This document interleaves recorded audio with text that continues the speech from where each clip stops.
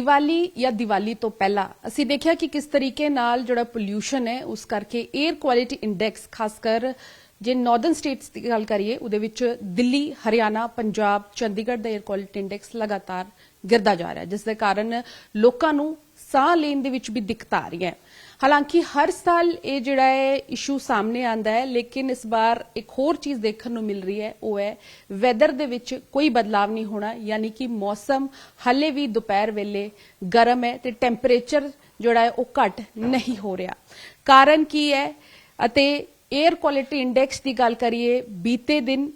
सब तो ज्यादा एयर क्वालिटी इंडेक्स जिहड़ा है वो अंबाला दे विच नजर आया यानी कि 367 जिहड़ा है उत्थे दा एयर क्वालिटी इंडेक्स सीगा। तमाम चीज़ों को लैके गलबात करांगे साडे नाल स्कूल ऑफ पब्लिक हेल्थ के असिस्टेंट प्रोफैसर ने इन्वायरमेंटल स्पैशलिस्ट ने डॉक्टर रविंदर खायवाल जी। खायवाल सर जिस तरीके नाल इमेजेस सामने आ रही हैं जोड़े नंबर्स आ रहे हैं एयर क्वालिटी इंडेक्स के सब तो पहले तो होर की कुछ आंकड़ा है आने वाले समय के कुछ राहत मिलेगी क्योंकि बहुत थावां ते जोड़ा है विजिबिलिटी नहीं आ कहिए कि आसमान क्लीयर नजर नहीं आ रहा है। देखिए अगर हम एयर पोल्यूशन के रिलेटेड गुड न्यूज से शुरुआत करें तो जो AQI पीक पहुंचा था वो डिक्लाइन शुरू हो गया है। आप देखेंगे कि जो चंडीगढ़ रीजन ही है यहाँ पर हमने देखा था कि 300 प्लस था, आज 275 है और आने वाले दिनों में भी ये इम्प्रूवमेंट होगा। आपने बिल्कुल सही बताया कि अक्टूबर जो है वो वार्मेस्ट था, तो वार्मेस्ट होने से जो हमारी एटमॉस्फेरिक बाउंड्री लेयर है वो हाइट पे थी तो मिक्सिंग एरिया एयर को ज्यादा मिला और उसने भी जो पोल्यूशन है पिछले सालों के मुकाबले थोड़ा कंट्रोल करने में मदद की। दूसरी चीज अगर आप देखेंगे जो विंड डायरेक्शन थी वो 5 से 7 किलोमीटर पर आवर थी और जो गस्ट आ रहे थे वो 12 किलोमीटर पर आवर तक थे यानी कि जो डाइल्यूशन ऑफ द पोल्यूशन है वो भी हुआ। तो इन सब से हम कह सकते हैं कि पोल्यूशन कम हुआ। लेकिन पोल्यूशन बढ़ा क्यों? पोल्यूशन जो है वो त्योहारी सीजन में वेहिकुलर एक्टिविटी बढ़ने से शुरू हुआ। फिर हमने देखा कि ड्यूरिंग दिवाली जो है फायर क्रैकर्स आए उससे बढ़ा और जो फायर काउंट भी हैं वो भी बढ़े। तो आप हमारे अगर आंकड़ों से देखेंगे तो फायर एक्टिविटी जो पीक है वो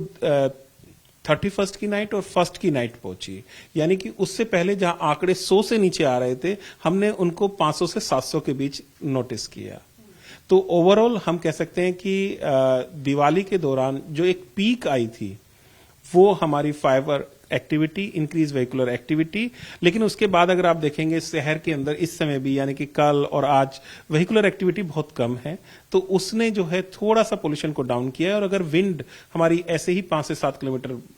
की स्पीड से बहती रही तो एयर क्वालिटी में इंप्रूवमेंट देखने को मिल सकता है।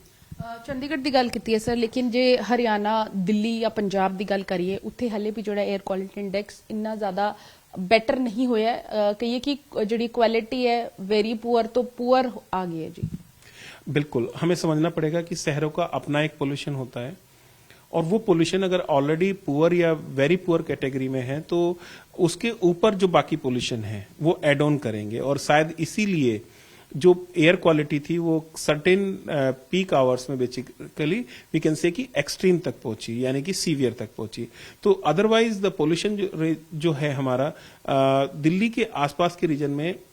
स्लाइटली हायर ही रहेगा यानी कि जो एयर क्वालिटी है वो वेरी पुअर टू सीवियर के बीच रहेगी। बट जैसे जैसे हम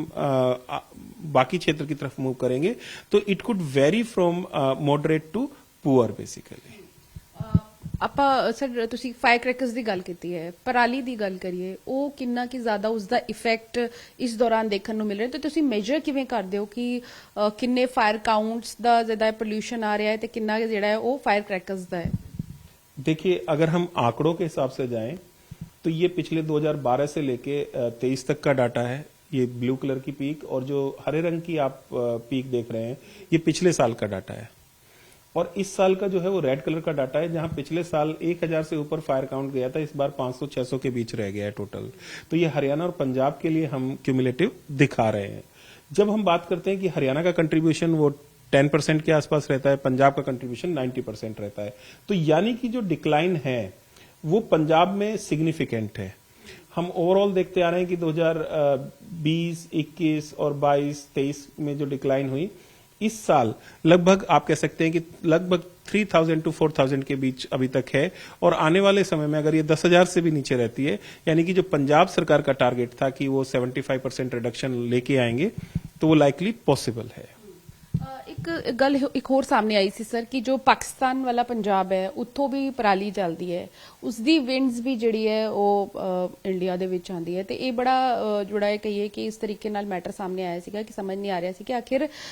ਕਿਸ ਨੂੰ ਜ਼ਿੰਮੇਦਾਰ ਠਹਿਰਾਇਆ ਜਾਵੇ, ਤੇ ਇਸ ਚੀਜ਼ ਨੂੰ ਲੈ ਕੇ ਹੁਣ ਕਿਸ ਤਰੀਕੇ ਨਾਲ ਜਿਹੜੀ ਸਰਕਾਰ ਹੈ ਉਹ ਤਾਂ ਆਪਸ ਵਿੱਚ ਜਿਹੜੀ ਗੱਲਬਾਤ ਕਰਨਗੇ, ਲੇਕਿਨ ਐਜ਼ ਐਨ এনवायरमेंट ਸਪੈਸ਼ਲਿਸਟ ਤੁਸੀਂ ਇਸ ਚੀਜ਼ ਨੂੰ ਕਿਵੇਂ ਦੇਖਦੇ ਹੋ ਸਰ, ਕਿਵੇਂ ਕੰਟਰੋਲ ਕੀਤੇ ਜਾ ਸਕਦੇ ਇਹ ਚੀਜ਼ਾਂ, ਕਿਉਂਕਿ ਇਹ ਤਾਂ ਬਾਉਂਡਰੀ रोकना बहुत ज्यादा मुश्किल है। आपने बहुत सही कहा कि air pollution has no boundary, basically depending on the prevailing direction it can contribute to the either side, but normally अगर आप ट्रेंड देखें तो जो पाकिस्तान का क्लेम है we refute that, because prevailing wind direction जो है वेस्टर्ली है, यानी कि जो पाकिस्तान में पराली है वो हमारे यहाँ कंट्रीब्यूट करेगी। और हमारा जो पिछला आंकड़ा भी था, हमने देखा कि किस तरह से जहां इंडियन पंजाब साइड में काफी कंट्रोल था, पाकिस्तानी पंजाब में इंडियन के मुकाबले लगभग 4 गुना पराली ज्यादा जल रही थी।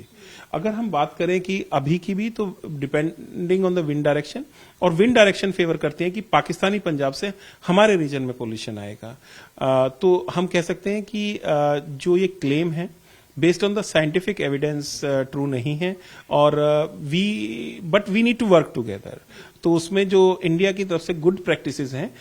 They provide us the opportunity कि जो हमारे नेबर्स हैं वो भी सीखें और जो पराली प्रबंधन है उस पर काम करें।